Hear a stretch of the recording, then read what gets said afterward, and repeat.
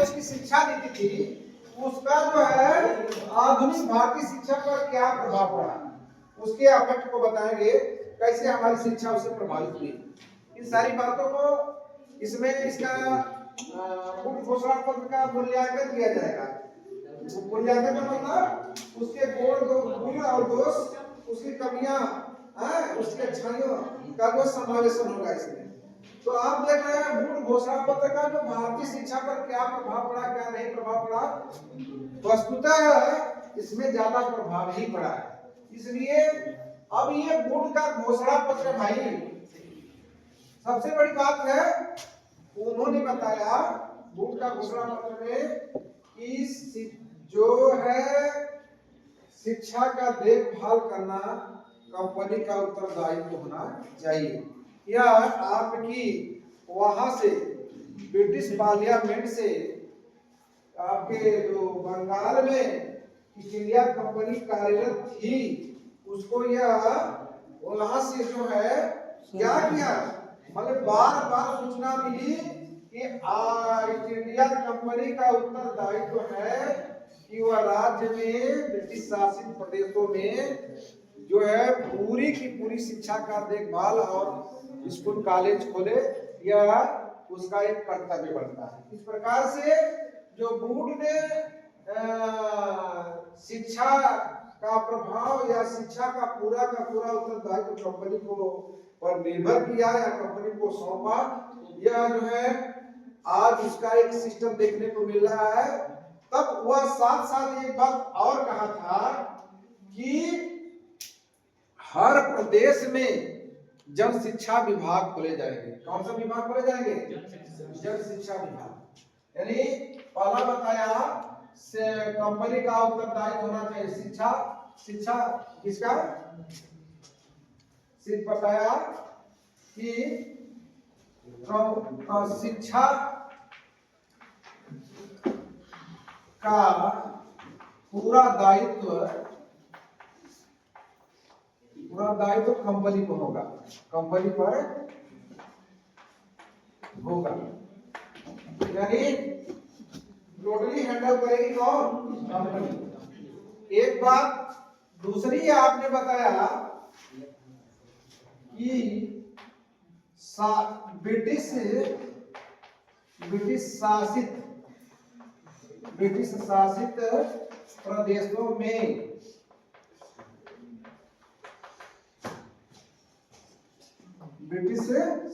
प्रदेशों में जन शिक्षा विभाग खोलेगा। जन शिक्षा विभाग खोलेगा। ये भी देखिए इसका जो है यह बहुत बड़ा ही अचीवमेंट है, गुण है, क्योंकि आप देख रहे हैं आज शिक्षा विभाग को विकसित करने के लिए जितने विद्यालय महाविद्यालय यूनिवर्सिटी हैं, अब उनके साथ साथ शिक्षा विभाग खोले जा रहे हैं, शिक्षा विभाग खोले जा रहे हैं, जो इसकी बहुत बड़ी एक योगदान है। दूसरी बात, शिक्षा का पूरा दायित्व कंपनी को होगा। इसी के तर्क के आधार पर आज जो है शिक्षा का दायित्व राज्य सरकार को सौंपा गया है।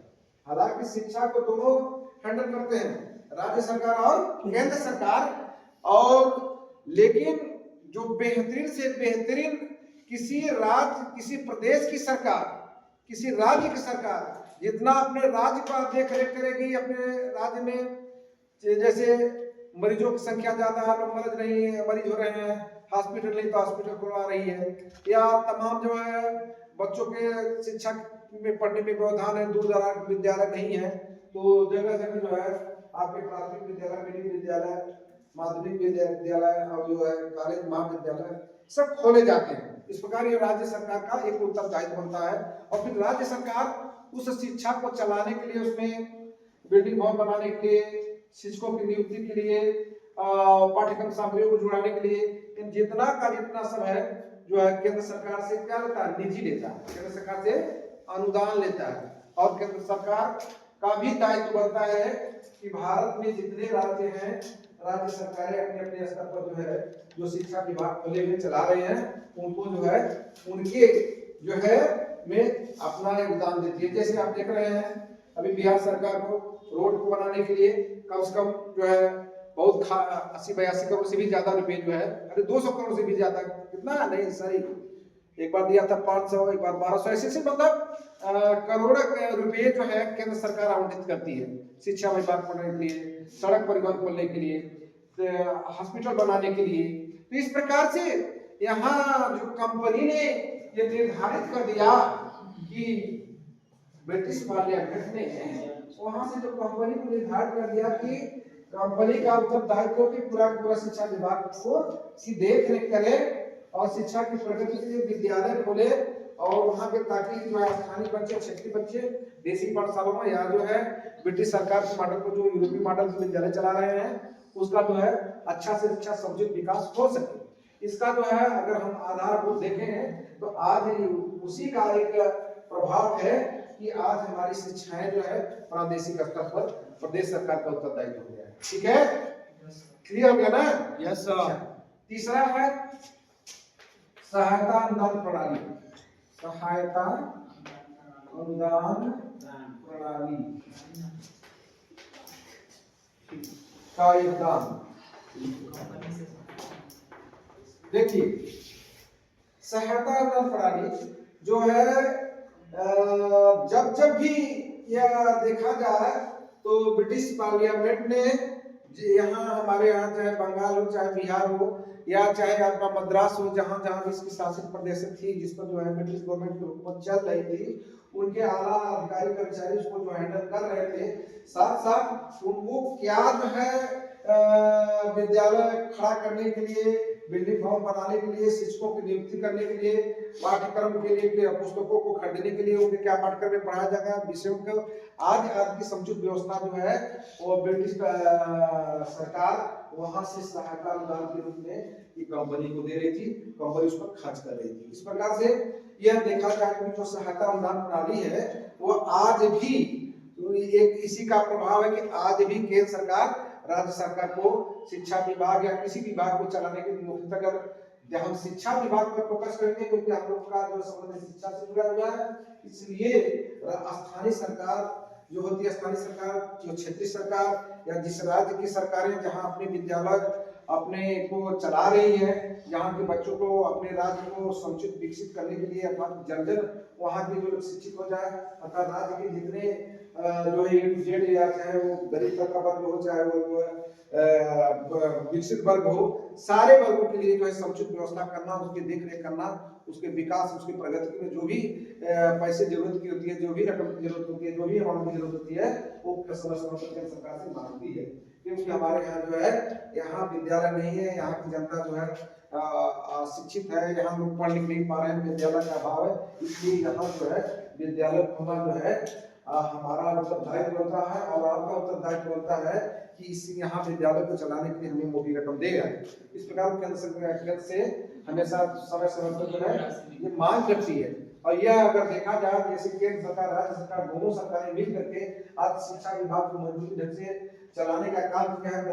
जगह जगह जो है आपका प्राथमिक विद्यालय, जूनियर विद्यालय, माध्यमिक विद्यालय और विश्वविद्यालय ये यानी खोले जा रहे हैं। ये केंद्र सरकार राज्य सरकार की जो है एक बहुत बड़ा उत्तरदायित्व बन गया है। जो यह जो है प्रदेशों में जो शिक्षा विभाग खोले जाएंगे इसी का कर के आधार पर आज हैंडल कर रहे हैं।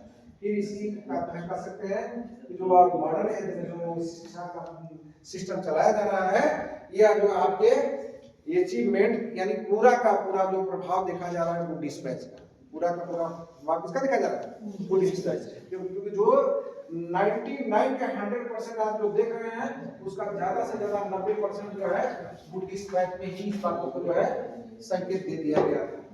अच्छा, चौथा आपका है स्त्री शिक्षा का विकास। स्त्री शिक्षा का विकास अगर आप देखें कि जिस देश की स्त्रियां नहीं पढ़ी लिखी हो वो देश का विकास रद्द हो जाता है, उस देश का विकास हो ही नहीं सकता। इस बात को हमारे भारतीय अगर प्राचीन शिक्षाओं से जोड़े तो यह ग्राफ हमारा नीचे रहा है। यह बहुत बड़ी योगदान है ये जो ब्रिटिश गवर्नमेंट की कि जो उन्होंने इस शिक्षा पर विशेष फोकस किया। उन्होंने कहा कि अगर हम साइकिल के दो पहिए होते हैं, अगर एक पहिया जो है खराब हो जाए तो दूसरा पहिया चल नहीं सकता। इसलिए मेन फीमेल को ध्यान देते हुए उन्होंने बताया कि यदि अगर हम जो है मेल को ही शिक्षित करें, फीमेल को ना करें, तो यह बात अधूरी होगी। इसलिए यह बहुत बड़ी इनकी योगदान है, स्त्री शिक्षा को फोकस किया, और यह जिसका परिणाम रहा कि इनके शासित प्रदेशों में जगह जगह जो है कन्या विद्यालय, बालिका विद्यालय खोले गए। समझ रहे हैं? अच्छा, एक बात, पांचवी बात यह है क्रमबद्ध विद्यालय का, क्रमबद्ध अथवा चरण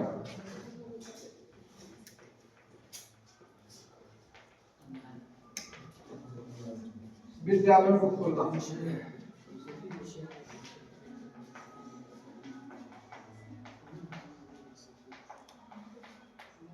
देखिए, क्रमबद्ध अथवा चरण विद्यालयों को खोलना, यानी आप देख रहे हैं कि इसमें उम्र के आधार पर विद्यालयों की स्थापना की जा रही है।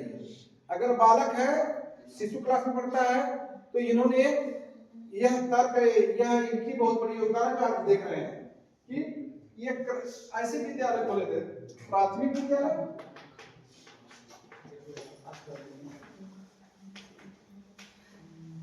दूसरा जूनियर विद्यालय, मिडिल या जूनियर मिडिल विद्यालय,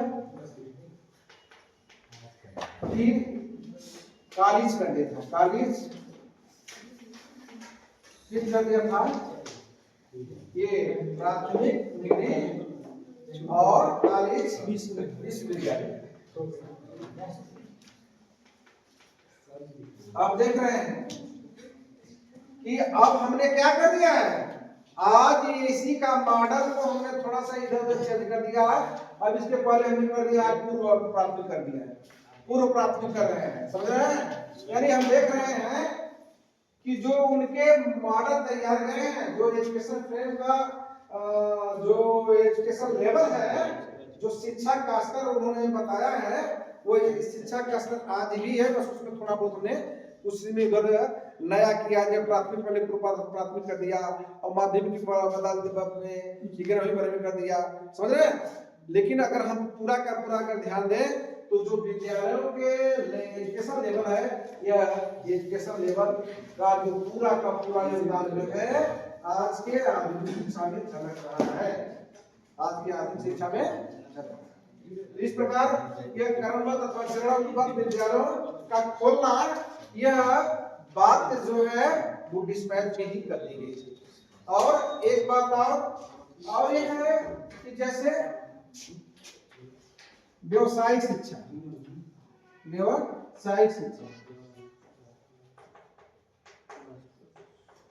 पर बल, आप देख रहे हैं कि बुक डिस्पैच ने जो ये में देखिए, अब हम उनकी हुकूमत में जो भी कार्य हो रहे हैं, थोड़ा सा आप देख सकते हैं कि जो भी हो, प्लस माइनस जो भी हो, घाटा नफा जो भी हो, लाभ हानि जो भी हो, ज्यादातर हमको हानि ही, ज्यादातर लाभ ही दिख रही है। लाभ ही दिख रही है कि इन्होंने जो है प्रोफेशनल डिग्रियां को जो है लागू कर दिया। यानी प्रोफेशनल डिग्रियां का मतलब ये इनका यह सिद्धांत था कि कोरी शिक्षा लेकर के, कोरी शिक्षा लेकर के का मतलब जो सिंपली एजुकेशन होता है, जैसे बीए में आप कर लिया, हाई स्कूल कर ली, पता चला आपने बीएड नहीं किया, पता चला आपने बीटेक नहीं किया, पता चला आपने एलएलबी नहीं किया, पता चला आपने जो है चिकित्सा मेडिकल नहीं कोर्स नहीं किया, पता चला आप इंजीनियरिंग कोर्स नहीं किया है, पता चला आप एग्रीकल्चर कोर्स नहीं किया है, आप घूमते रह जाएंगे क्योंकि आपके पास कोई प्रोफेशनल डिग्रियां नहीं है। इसलिए इन्होंने प्रोफेशनल डिग्री का ध्यान दिया। प्रोफेशनल डिग्री का मतलब व्यवसायिक शिक्षा, वोकेशनल एजुकेशन, जिसको ले लेने के बाद प्राय विद्यार्थी जो है अपने जो है जीवन में स्टैंड हो जाता है, अर्थात तो अपने पैरों पर खड़ा हो जाता है। अगर गवर्नमेंट नहीं तो प्राइवेट भी जो है उसकी सैलरी अच्छी रहती है। समझ रहे हैं? जैसे आप इस समय सारे बच्चे लोग जो है ले रहे हैं, जो है ये प्रोफेशनल डिग्री है। बीएड करने के बाद आप जो है एक अच्छा डिग्रीधारी लेने के बाद आपको इसके हो सकती है, आप व्यवसाय से जुड़ सकते हैं। तो इस प्रकार से ये व्यवसायिक शिक्षा का जो पूरा का पूरा योगदान अगर हम देख रहे हैं तो बुक डिस्पैच में हो चुका है, बुक डिस्पैच में हो चुका है। अच्छा, नेक्स्ट है आपकी शिक्षक शिक्षण, शिक्षक शिक्षण।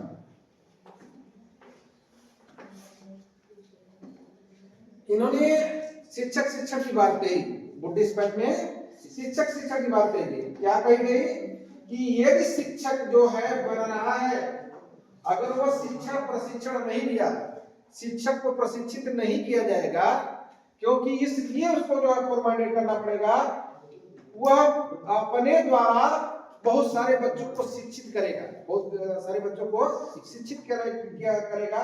इसलिए उनको उनके लिए प्रशिक्षण विद्यालय खोले जाएंगे। जैसे आप बीएड कर रहे हैं, आप बीएड करने का मतलब आप इसके पहले शिक्षित हो रहे थे, अब आप प्रशिक्षित हो रहे हैं। आप क्या हो रहे हैं? प्रशिक्षित हो रहे हैं। अर्थात एक्स्ट्रा आपको एक्टिविटीज कराई जा रही है, इसलिए एक्स्ट्रा एक्टिविटीज वाले ही जो है शिक्षक बन सकते हैं।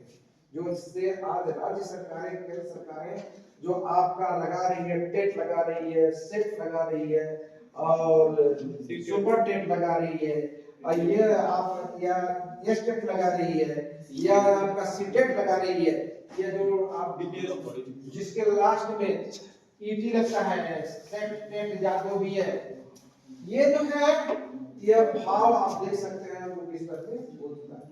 इस प्रकार से शिक्षक शिक्षा, व्यवसाय शिक्षा और जो है समझ रहे हैं स्त्री शिक्षा, ये चीजें जो है इनके राज्य में हो चुकी थी। हाँ, अब आप देख रहे हैं ज्यादातर जो है, ज्यादातर इसके मेरिट ही मेरिट, इसके गुण ही गुण है। अब थोड़े इसके जहां भी कोई भी आप सिस्टम में देखेंगे तो दुनिया का कोई ऐसा फार्मूला नहीं बना भाई जिसमें सारे गुण ही गुण, कुछ तो अवगुण हो ही जाएगा। दुनिया का कोई परफेक्ट व्यक्ति नहीं है जो सब गुणवान हो, उसके अंदर कुछ न कुछ अवगुण जरूर होगा। अर्थात मेरिट डिमेरिट या लाभ नेचर, ये प्रकृति का नियम होता है। जहां धूप होता है वहां छांव भी हो जाता है, जहां गर्मी होता है वहां बरसात भी होती है। तो इस प्रकार से पार्टी निगेटिव और जो है आपका गुण दोष चलता है। थोड़ा थोड़ा इसका दोष भी है। दोष ये है कि अभी मतलब दोष में थोड़ा यह है कि कुल मिलाकर के जो ब्रिटिश पार्लियामेंट ने यह कह दिया था कि भारतीय यानी पाश्चात्य ज्ञान विज्ञान, ये इसका डिमेरिट चलेगी। डिमेरिट बात खत्म है। पाश्चात्य ज्ञान विज्ञान, पाश्चात्य, पहले आप लिखेंगे प्राच्य, प्राच्य ज्ञान विज्ञान,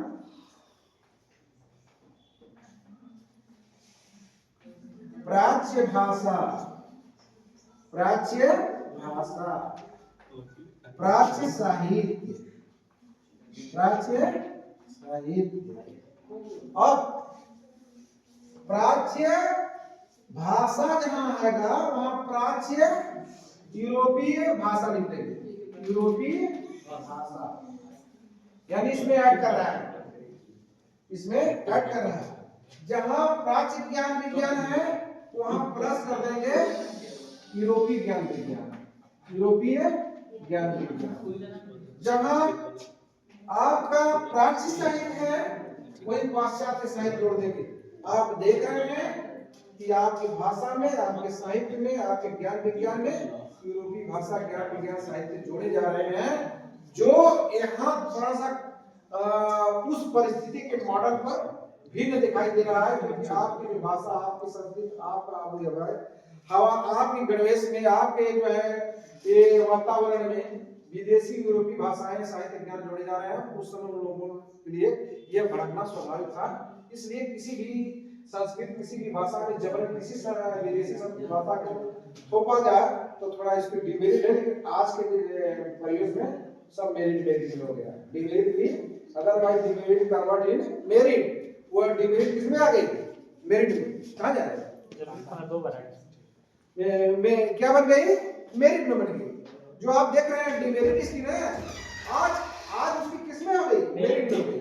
तो यहाँ डिमेरिट की उस समय जो 1854 की बात हो रही है, उस समय हमारी भाषाओं, हमारे साहित्यों, हमारे संस्कृतों में विदेशी भाषा और विदेशी ज्ञान अगर दखल अंदाजी करे तो लोगों को मानसिक, जो हमारे भारतीय को मानसिक है, थोड़ा उनकी मानसिकता विरोध में आ गई थी। इसलिए थोड़ा सा डिमेरिट में एक बात और दिखाएंगे, जो उन्होंने अंग्रेजी यानी जो आपकी लैंग्वेज इंग्लिश क्या है? As foreign language. संस्कृत क्या है? As foreign language. आपका अरबी क्या है? लैंग्वेज। फारसी क्या है? लैंग्वेज।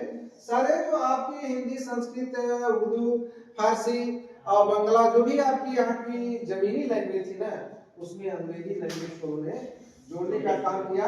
अर्थात ये भी अपने भाषा में छोकरे का भाषा करना है, जबरन करना, ये भी जो है उसमें डिबेट थी। लेकिन आज भी जो है, आज क्या हो गई? मेरिट हो गई। ज्यादा 90% अंग्रेजी पढ़ रहा है।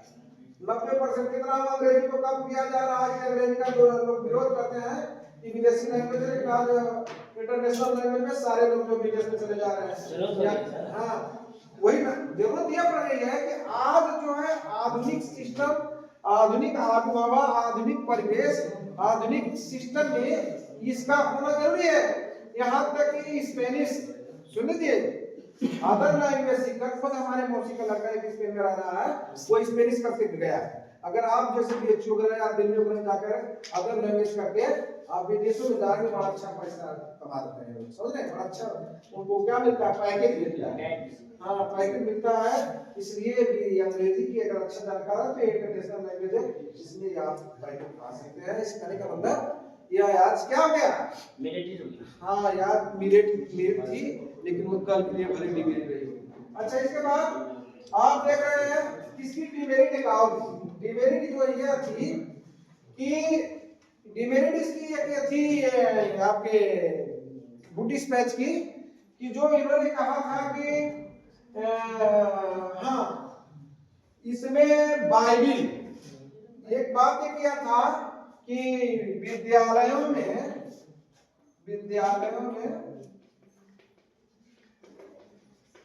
बाइबिल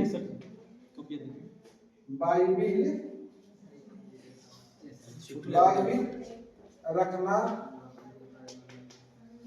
अनिवार्य होगा। बाइबिल देखो भाई, बाइबिल रखना नहीं, बाइबिल की प्रति रखना, क्योंकि बाइबिल तो पुस्तक होता है। बाइबिल की प्रति रखना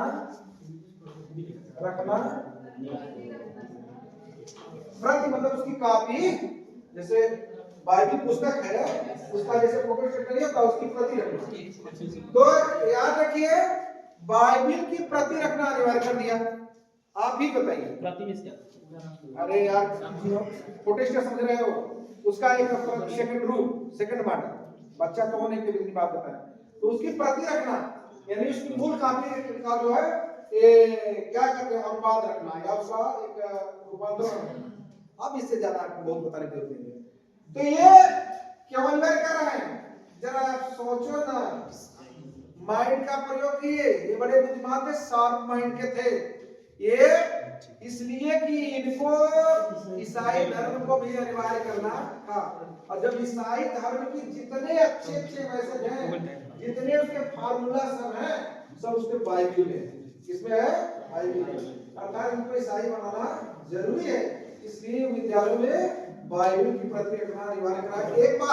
एक बात और जरा सुनेंगे कि ये जो है कुल मिला करके इनकी मन जो है, इनकी मनसा साफ नहीं। मनसा साफ इसलिए नहीं है कि ये पूरा का पूरा चाह रहे हैं कि ऑल ओवर ऑल इंडिया अंग्रेजी सीख जाए। और एक बात, एक और डिमेरिट है भाई, डिमेरिट यह है कि ये जो है ऊंचे पदों पर जो हाई क्लास के पोस्ट थे, उस पर अंग्रेज के, यानी अंग्रेज जो इंग्लैंड के जो उनके कर्मचारी यहाँ आए, उनके बच्चे पढ़ रहे हैं, या अंग्रेज से आला अधिकारी को उच्च पद पर हासिल किया गया था। और उच्च पद के लिए बताया गया था, उच्च पद के लिए बताया था, इसकी एक और डिमेरिट है। डिमेरिट ने लिखा था उच्च शिक्षा जो है, उच्च शिक्षा जो कहा था, उच्च शिक्षा में अंग्रेजी अनिवार्य किया था। क्या था? अंग्रेजी अनिवार्य। हायर एजुकेशन में, यानी otherwise English compulsory in higher education, otherwise English must be compulsory in higher education. Higher education में क्या अनिवार्य होगी? जब हाई स्कूल में हायर एजुकेशन में यह अनिवार्य होगी तो इसका मतलब कि हायर एजुकेशन को प्राप्त करने के लिए सामान्य बच्चे हो ही नहीं सकते, गरीब परिवार के बच्चे हो ही नहीं सकते। वही जो है हाई उच्च शिक्षा दे सकते हैं जो धनाढ्य हो, जो सम्राट हो, जिनके पास फीस देने के अच्छे पैसे हो, जो पूंजीपति हो, अर्थात गरीब तबके वर्ग का, निचले वर्ग का, पशु वर्ग शिक्षा नहीं दे पाएगा उच्च वर्ग की। ये उसकी क्या थी? डिमेरिट थी। अब कुल मिलाकर के हम लास्ट इसका जो है क्रिस्टन में बताएंगे उपसंहार। उपसंहार आने तीसरी हो रहा है भाई। उपसंहार में हम इसके जो लाभ हानि को देखते हुए बताएं तो इसको बहुत बड़ा प्रश्रय देना भी अच्छा नहीं दिख रहा है, क्योंकि ये विदेशी मॉडल का जो है सिस्टम था। लेकिन यह भी कहा गया है, इसको समालोचना हो जाएगी। लेकिन कुल मिलाकर के आज आधुनिक शिक्षा के लिए कीट साबित हुआ है। अर्थात यदि किसी भी शिक्षा का यदि हम बहुत बड़ा बड़कपन करें या किसी भी शिक्षा का हम बहुत उसको हाईलाइट करते हैं तो हमें यह नहीं भूलना चाहिए कि जो हमारी जो लोअर शिक्षा कहाँ की लोअर एजुकेशन क्या होगा। अर्थात हम कह सकते हैं जो मॉडर्न एजुकेशन चल रहा है आज उसका न्यू की जो इंटेक है इस बिल्डिंग की, तो पूरी नींव का काम किया है वुड डिस्पैच। इसलिए इसको क्या कहते हैं? वुड डिस्पैच को मैग्ना, हाँ, भारतीय मैग्ना कार्टा कहा गया। यानी यह इतना अधिकार पत्रों में शामिल हो गया, इतना इसका ज्यादा प्रभाव देखने को मिला। तो कुल मिलाकर के जो भी जो है वुड डिस्पैच के हर इलाके की बात करें तो वुड डिस्पैच आज हमारे फ्यूचर के लिए हमारे लिए अच्छा ही है। समझ रहे हैं? इसकी कुछ गुण, कुछ इसकी हानि, कुछ के लाभ, इसको दोनों को सब देखते हुए अगर समालोचना हम करें इसका तो हमारे यहाँ भारतीय के बरोबर में ही है। ठीक है, धन्यवाद। आप